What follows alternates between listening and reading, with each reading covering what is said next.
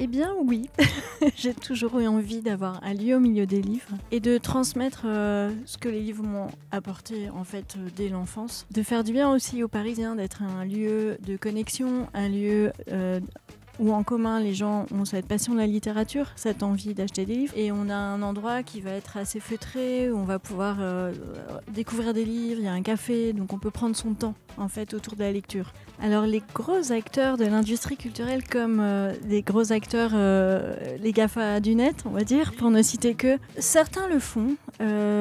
En l'occurrence, les acteurs de l'internet ne le font pas parce que aujourd'hui, en fait, il y a l'exception culturelle française, on parle beaucoup de ça. Le premier roman qui est vraiment la découverte d'un nouvel auteur, d'une nouvelle voix qui sera peut-être une future star de la littérature française, il n'est découvert que dans un lieu physique. Et ça, un géant internet, pour ne citer personne, ne sait pas faire ça. Je suis quelqu'un d'optimiste.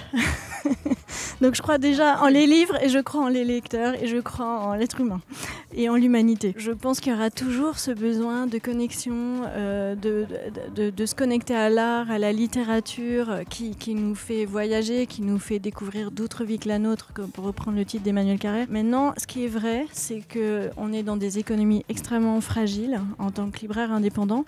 Il y a une loi sur le prix du livre qui fixe le prix. Voilà, le prix unique du livre qui est la loi Lang, qui fait que l'éditeur fixe le prix et qu'on a donc assez peu de marge de manœuvre. Et on a dans une librairie, il faut des libraires parce qu'il faut lire les livres. Et en plus, bon, dans le monde actuel, on a des hausses de charges, etc.